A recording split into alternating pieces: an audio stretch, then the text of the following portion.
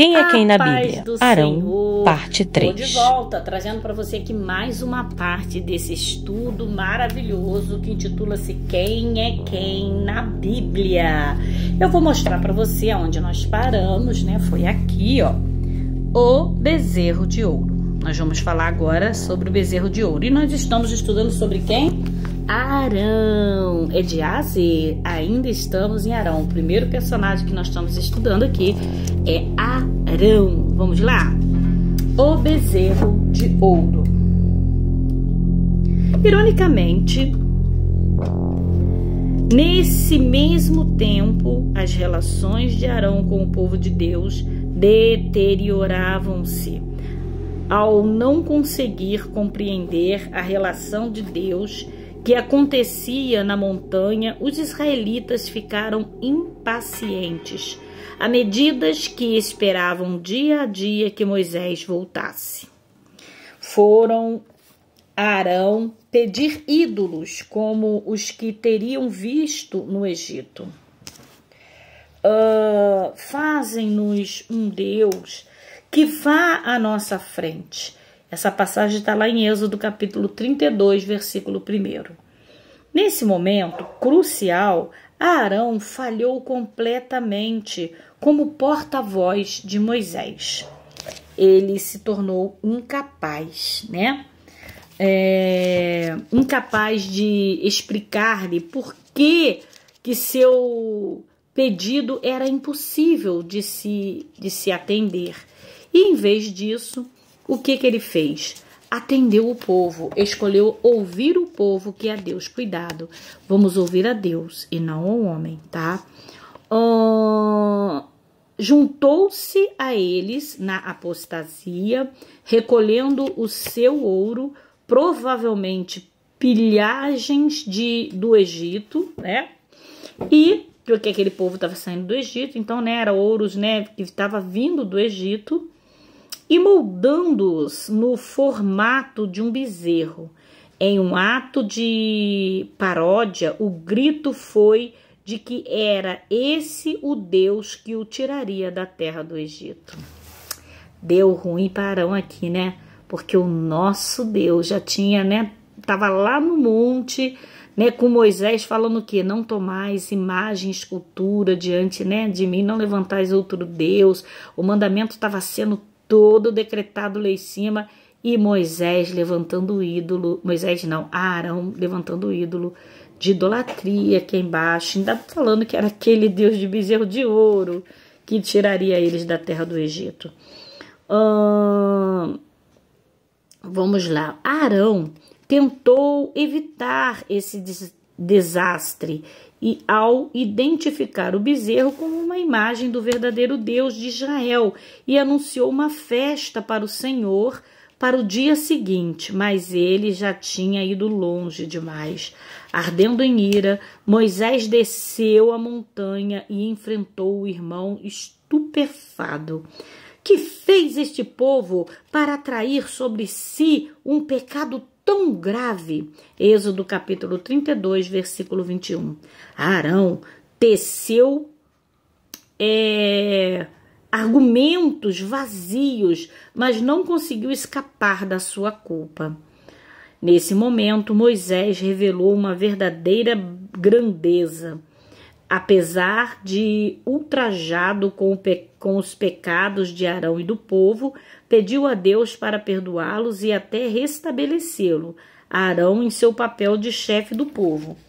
O Levítico registra como Arão e seus filhos foram ordenados a sacerdotes, com toda a solenidade e beleza que Deus recomendara.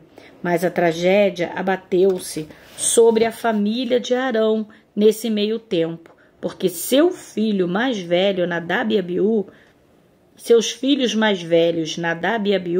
presunçosamente ignoraram as leis da santidade que Deus prescrevera para o sacrifício em seu santuário e foram miraculosamente destruídos pelo fogo. o castigo, Arão permaneceu calado. Levítico capítulo 10, versículo 3, ao aceitar o juízo de Deus. O novo papel de Arão como sumo sacerdote de Israel, porém, pôde ter minado sua disposição de aceitar a liderança de seu irmão mais novo. Arão e Miriam, ambos, haviam sido designados como profeta do Senhor, desafiando o direito de Moisés de agir como o único porta-voz de Deus. Mas o Senhor defendeu Moisés enfaticamente, infringindo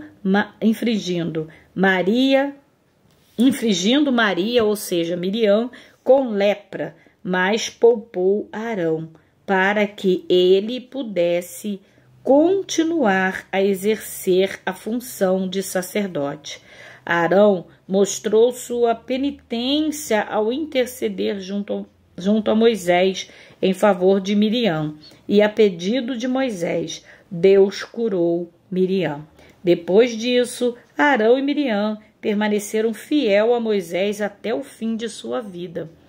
Números relata que Deus confirmou mais tarde a sua escolha de Arão e da tribo de Levi em seus deveres sacerdotais por meio de outro milagre notável.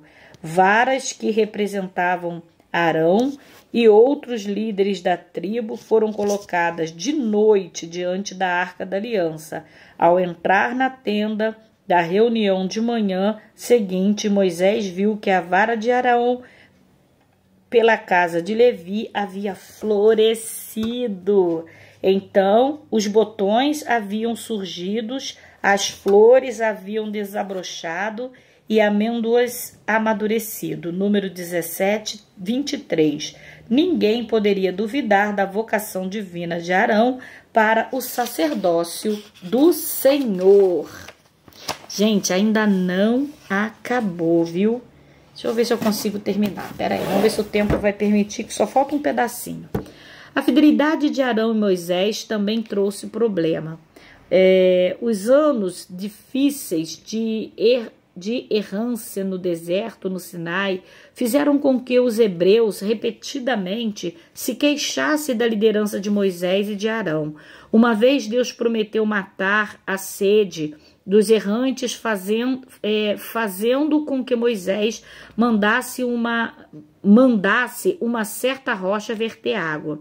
Moisés e Arão ficaram juntos diante do povo infeliz e exasperado, com impaciente revolta. Moisés usou a sua vara, golpeou 2 vezes a rocha com a vara, dizendo: ouvi agora, rebeldes, fazermos nós jorrar água para vós deste rochedo.